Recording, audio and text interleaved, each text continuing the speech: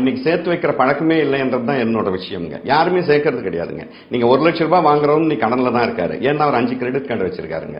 20,000 ரூபாய் வாங்குறவர் 2 credit card வச்சிருக்காரு. செலவு பண்றதுல தான் குறியா இருக்காங்களே வழியே சேர்த்து வைக்கிறதே கிடையாதுங்க. நான் முக்கியமா சொல்றதே பாத்தீங்கன்னா சேமிப்பு தான் இங்க ரொம்ப முக்கியமானதுங்க. அது ஸ்டாக் மார்க்கெட்டா, மியூச்சுவல் ஃபண்டா, தங்கமா, நலமான்றதே முக்கியம் கிடையாது. நீங்க 50 ரூபாய் சேர்க்க போறீங்களா, 500 ரூபாய் சேர்க்க போறீங்கன்றதே முக்கியம் கிடையாது. முதல் சேமிக்கிற பழக்கத்தை உருவாக்கி ஆகணுங்க.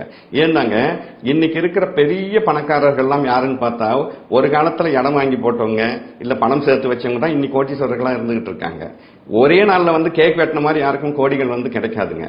அதே மாதிரி பணம் எவ்வளவு வலிமை உள்ளானதுன்னா கண்டிப்பா உலக அளவுல பணக்காரன் கூட எனக்கு பணம் போதும்னு சொல்றது கிடையாதுங்க. உலக அளவில் இருக்கிற பணக்காரன் கூட எனக்கு பணம் போதும் சொல்றது இல்லை. அப்ப பணம் எல்லா வகையிலும் எல்லாருக்கும் தேவைப்பட்டுக்கிட்டே இருக்குங்க.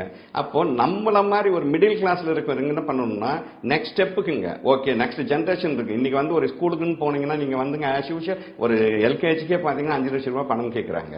அப்போ நம்ம வாங்குற சம்பளத்தெல்லாம் அந்தந்த மாசமே செலவு பண்ணிட்டு கிரெடிட் கார்டுக்கும் மற்ற விஷயங்களுக்கும் ட்ரெஸ்ஸுக்கும் அங்க இங்க செலவு பண்ணிட்டு நம்ம சுத்திக்கிட்டு இருந்தோம்னா நெக்ஸ்ட் அவங்களுக்கு என்ன பண்ண போறீங்க? ஒண்ணுமே பண்ண முடியாதுங்க.